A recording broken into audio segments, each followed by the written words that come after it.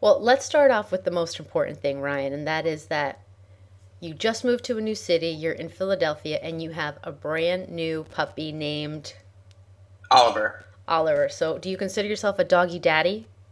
absolutely. He's precious. He's so cute. He's a puppy, so there's a lot of energy. There's a lot of work that goes into it. A lot of responsibility. He's my big boy. He's 4.5 months, and he's 35 pounds. Wow, he's a big 4.5-month-old puppy. In my mind, I'm thinking we're going to see this little tiny puppy. Hi, Nope, that's Oliver. all. Hi, Oliver. Hello, puppy. Hello, there he is. He's like, what's going on here? He's an English cream golden retriever. So his coat is white, and he's gonna get very big. So he's a handful, but I love him. And our main topic, the big idea that you want to share with people is that it's really important to build a strong network while Mhm. you're in college and not wait until after college. Tell me a little bit about why do you think it's important for college students to start a network while they are still in college and not wait until after? For a multitude of reasons, it's really good to start building your network in college. I even would say if you're not in college, if you're still in high school, like begin building your network then. It really only just helps you in the long run.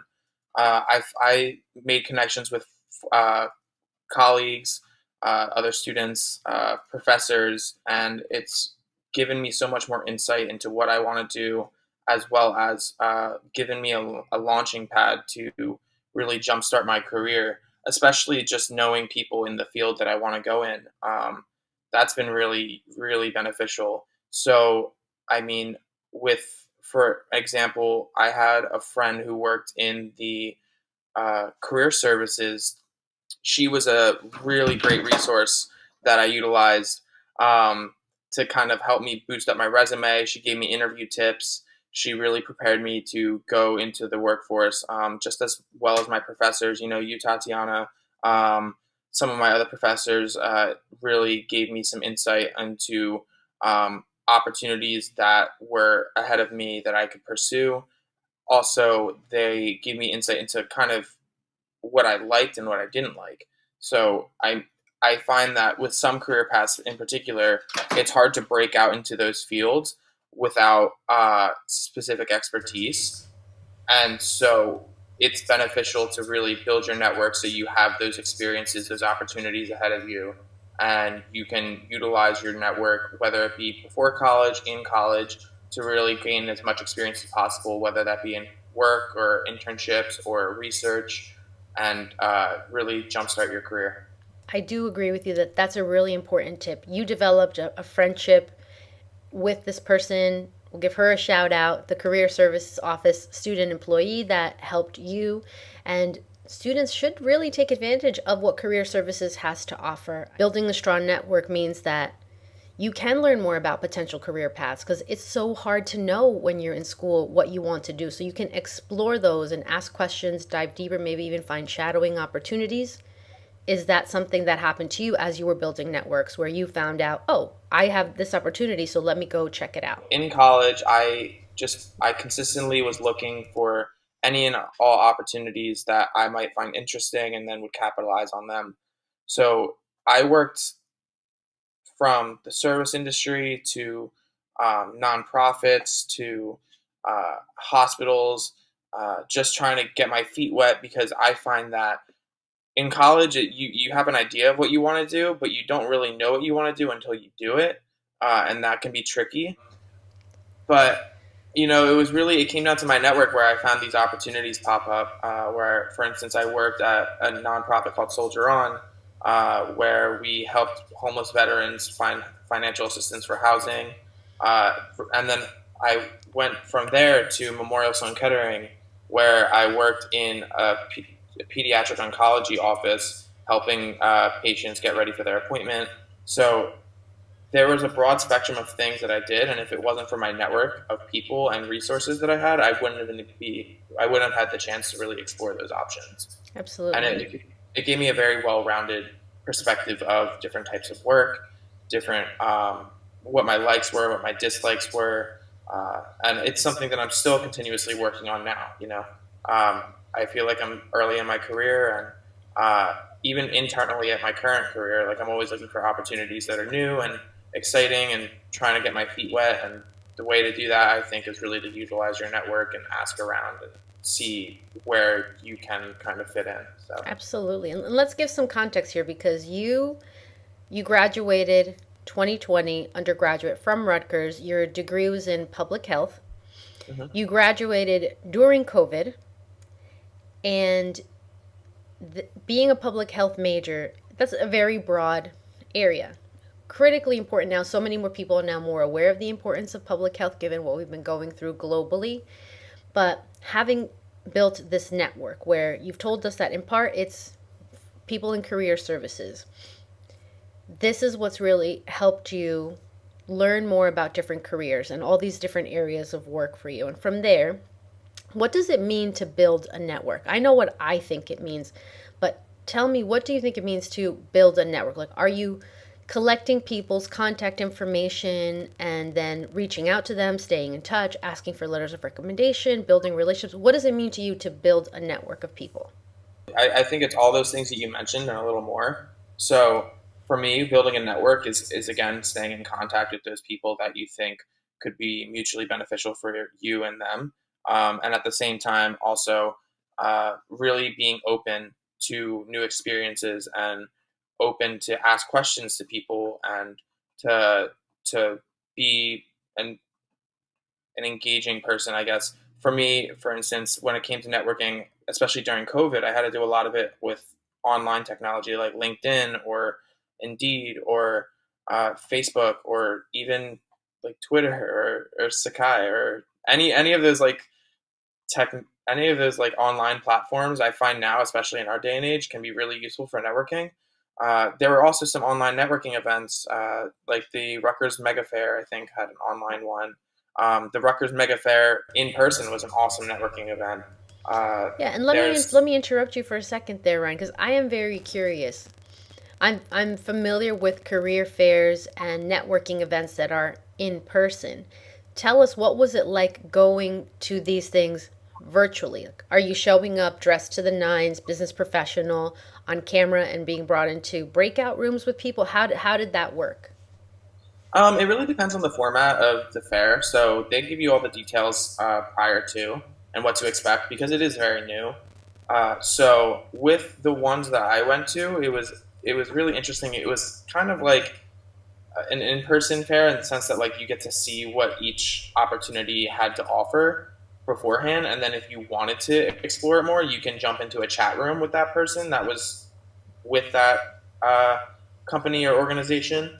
So And were you able to do that with video? Like you're actually seeing each other in each. So it's kind of like being in a Zoom meeting and going into these different breakout rooms where you get to pick the ones that you go to.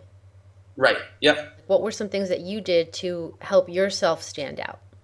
To make myself stand out, I would highlight any key experiences and skills that I had that were applicable to the opportunity at hand. But at the same time, I would kind of ask also what are they looking for, and how can we establish a mutual interest in each other so that way I can be a support to them and they can be a support to me. And you raise an Because excellent point there, Ryan, that so many of us, regardless if you're a student or experienced in the field 25 years, so many of us go into these opportunities thinking about us and how do we impress them and what can we bring and what do we have to offer, and the conversation in our mind and how we communicate becomes very centered around ourselves.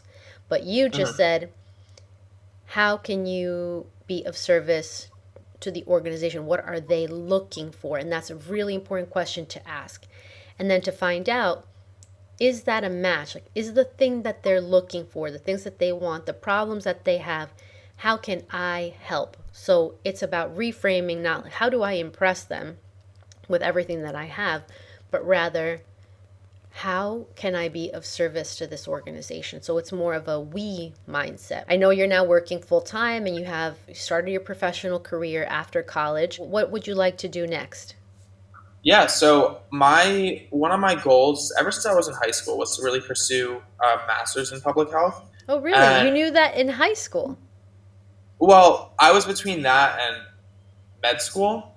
And then I took organic chemistry and physics and realized I like the more social aspects of the healthcare field, rather than like the sciencey part, like the hard sciences. Um, so I have been really wanting to get my master's in public health with epidemiology, and of course, now I feel like this field is booming even more so because of COVID. Um, Absolutely. Ryan, let's now sum this all up. What is your message in a sentence? The bottom line, what is it that you want people to take away from what you're sharing with us today? be open, be authentic, and be a go-getter.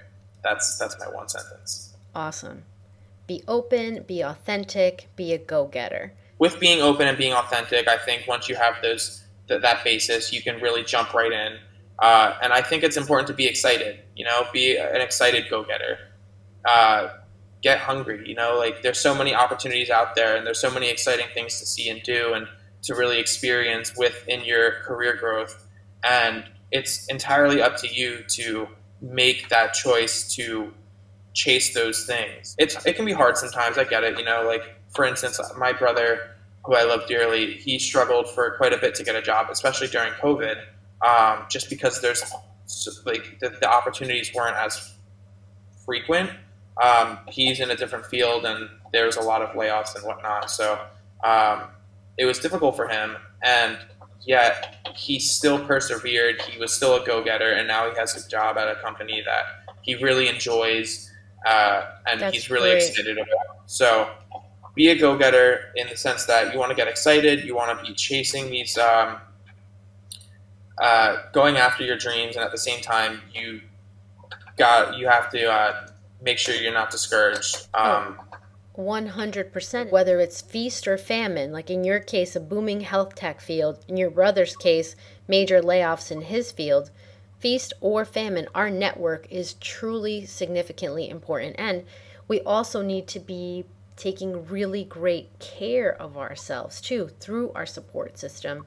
And so for you, Ryan, we talk about this in our leadership class too, and I know it's personally important to you, and this is something we had in common is self-care.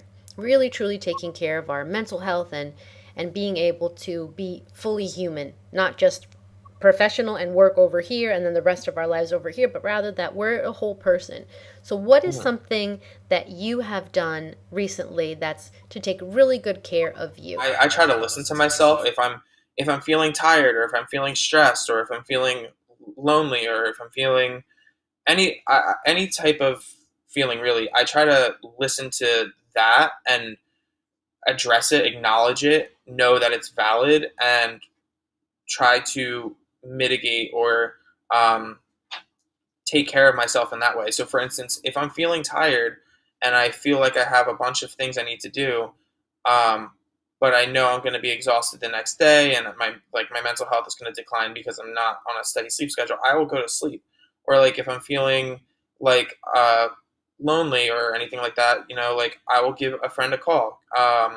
So I think just listening to myself is really what's been helping me the most. Absolutely, and I'm totally down with that mentality to pay attention, to listen, because we do get cues and clues from within ourselves of like, okay, I can only spread myself out thin for this long, and I really need a break. I have another question for you. If you could go back in time and talk to your 18-year-old self, what would you say? Keep in mind, you can only go back for 15 seconds. What's the message that you tell 18-year-old Ryan?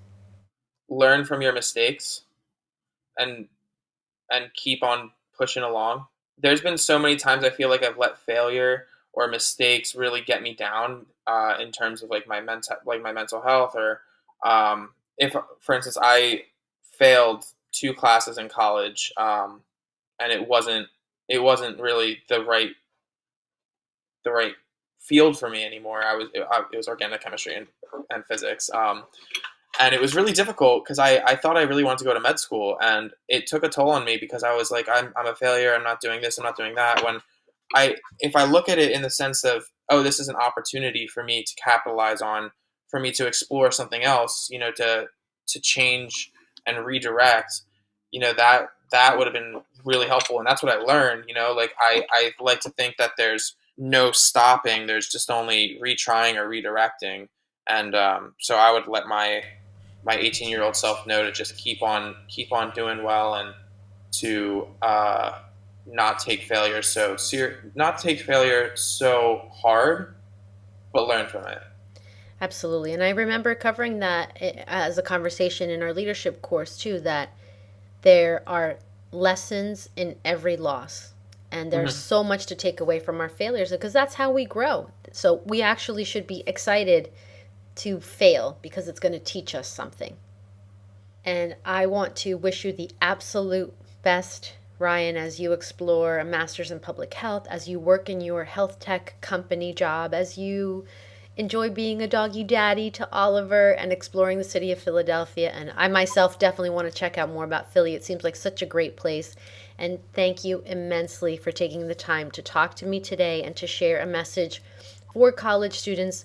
This is a platform where I elevate my students' voices who've been with me in past classes, leadership and public speaking. And so wonderful to see you again and connect with you. I remember you very fondly, and thank you so much for taking the time today.